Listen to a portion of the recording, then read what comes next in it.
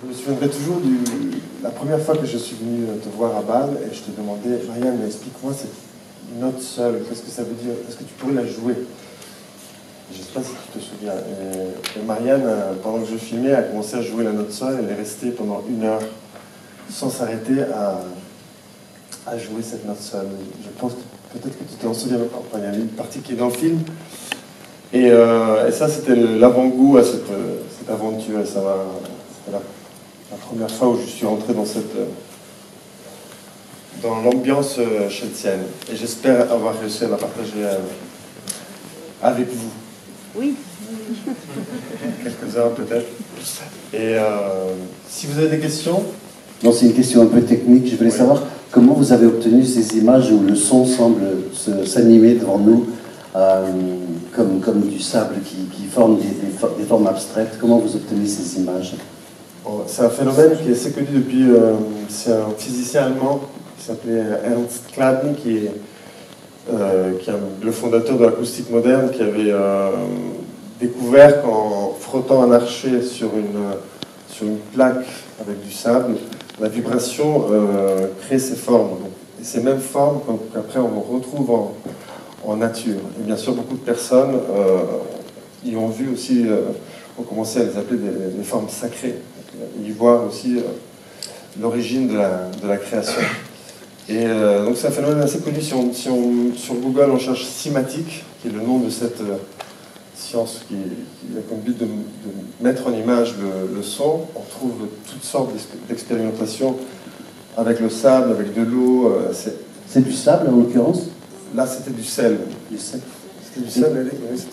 Et tout au début du film, on a aussi toute une série de taches lumineuses. Celle-ci s'est obtenue de façon différente.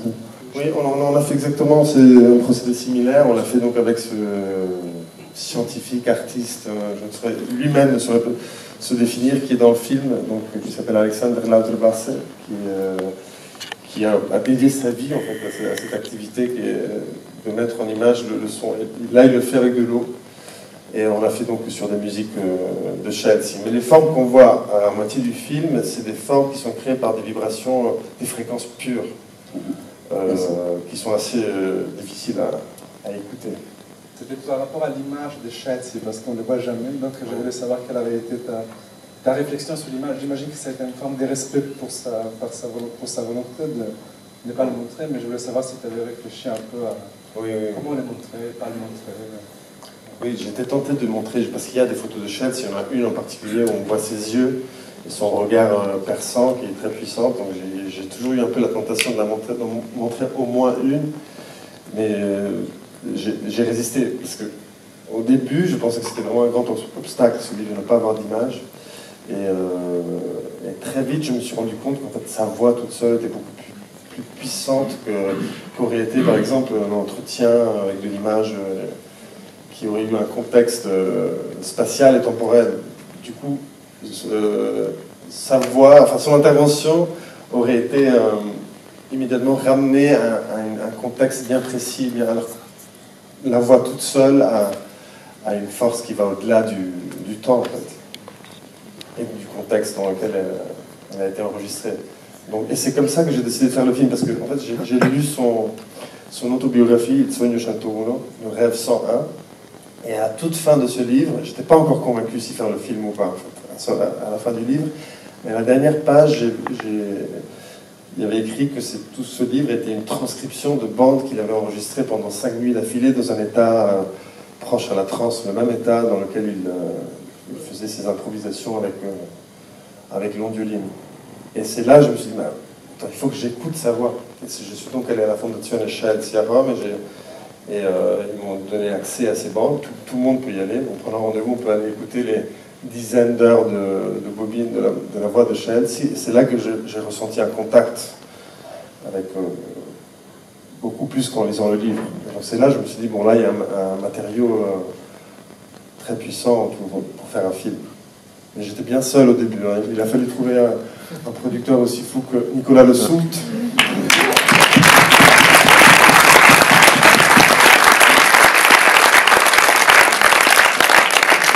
J'avais donné le projet, mais sans trop d'espoir, parce que tout le monde me disait c'est magnifique, c'est incroyable, je ne sais pas comment tu vas le faire. Tout le monde me disait ça. Et Nicolas, au contraire, dès le début, il a soutenu le projet, il a réussi à faire l'impossible, comme par exemple obtenir l'orchestre et le chœur de Radio France. Enfin, au début, moi, j'ai toujours su dès le départ que je voulais qu'il y ait un orchestre à la fin qui joue ce morceau. Surtout quand j'ai entendu, donc le Shahed disait j'ai jamais entendu ce morceau, donc c'était. Mais je pensais aller la chercher, je ne sais pas où. Et finalement, c'était ici à Paris que les astres se sont alignés, grâce au 8 sans doute. Mais voilà. Je me rappelle la première fois que je suis venue à Rome. Il m'a apporté avec la voiture. Il a dit tu dois aller au comment dire, le Saint Petersdom, à Rome. Alors je suis y allée. J'ai jamais. Ah, maintenant ça c'est le Rome. La Pietà et tout. J'ai regardé. Après une heure, j'ai quitté là. Il a demandé qu'est-ce que tu as vu? Qu'est-ce que tu as vu? Et c'était magnifique. J'étais pas pressée. Il a demandé qu'est-ce que tu as vu? Alors, qui tu es? Qu'est-ce que tu écoutes? Je trouve ça, c'est la meilleure possibilité d'entrer dans sa musique, peut-être de demander qu'est-ce que je vois? Qu'est-ce que j'écoute maintenant?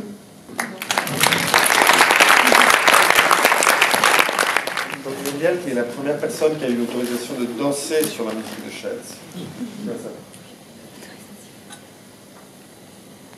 J'hésite entre deux histoires. Ah oui. Comment j'ai connu Chelsea? C'était une époque où j'étais un petit peu pas très bien de ma peau. Et j'ai une amie qui m'appelle et qui me dit je t'emmène ce soir au Palais de Chaillot. Tu vas écouter de la musique. Je lui dis tu sais, moi le soir, j'aime pas trop sortir. Non, viens avec moi. Elle a tellement insisté, j'ai dit ok, j'y vais. J'ai entendu différentes musiques. C'était en 1961. Et puis,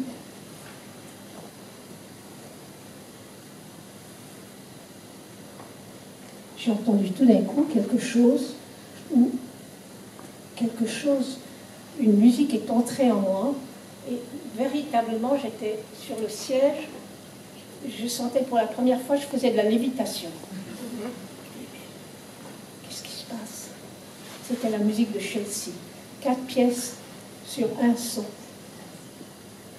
4 pièces orchestrales sur un son.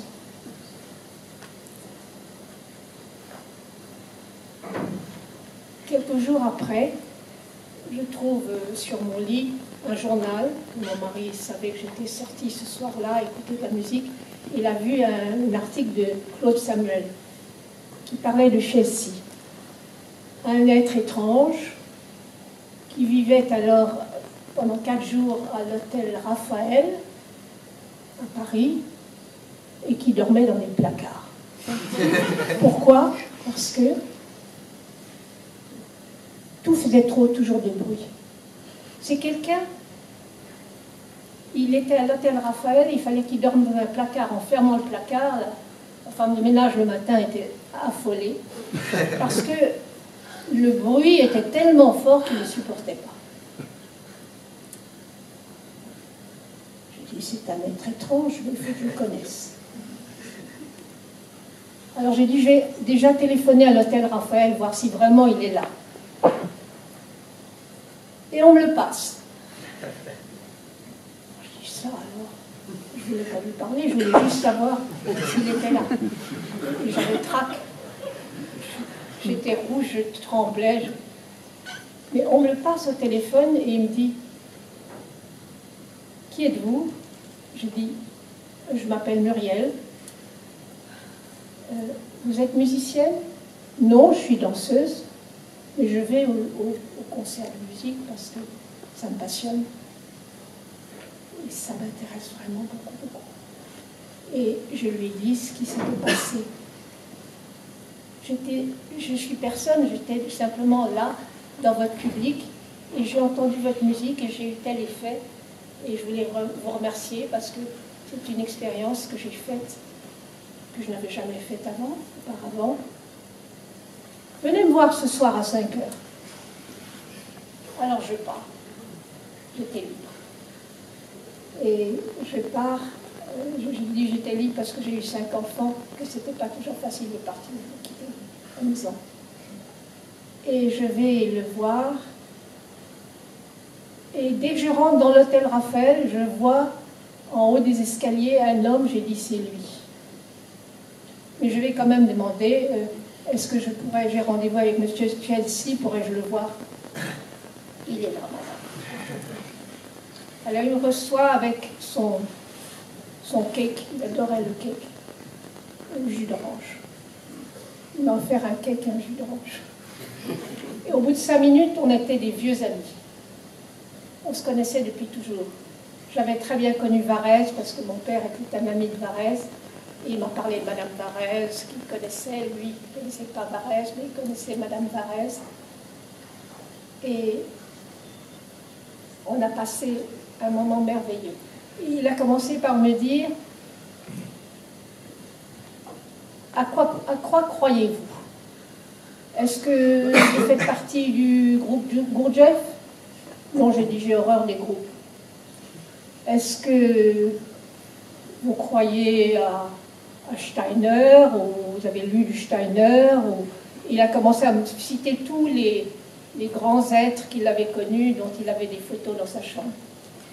Et il m'a dit, as-tu connu Maître Philippe?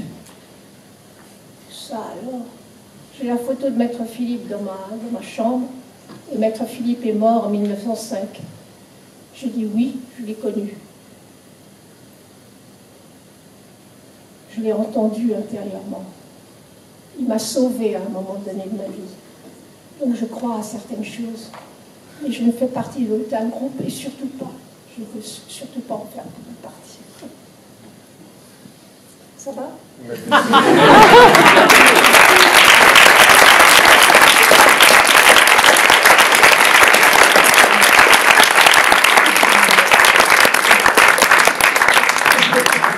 On va prendre peut-être une dernière question. Je voudrais vous poser une question à propos de la scène où on coupe le palmier mort et où on découvre le lézard.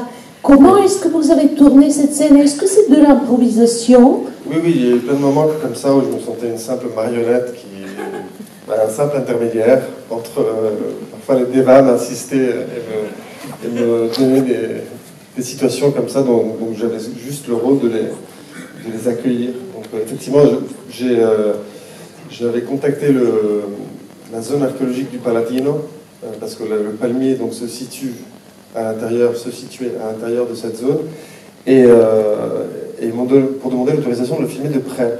Et c'est à ce moment qu'ils m'ont dit, j'avais déjà vu qu'ils ne se portaient pas très bien, ils m'ont dit faites vite parce que en fait il est mort et on va le couper. Et donc là j'ai demandé les autorisations de filmer l'abattage du palmier. C'était vraiment une coïncidence parce qu'il a 100 ans quand même ce palmier.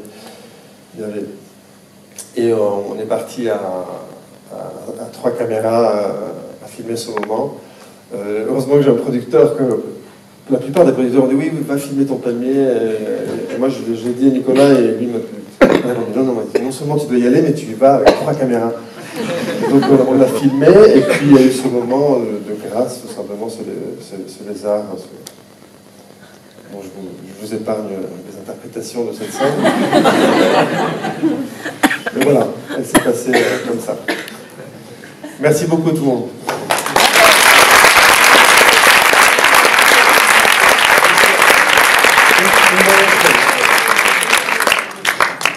Je voudrais juste ajouter une toute petite chose. J'ai vu le film déjà. Ça gagne à être revu. Et revu. Parce que la deuxième fois, on voit autre chose. Et sans doute la troisième. Moi aussi, en fait. Chaque fois que je vois pas.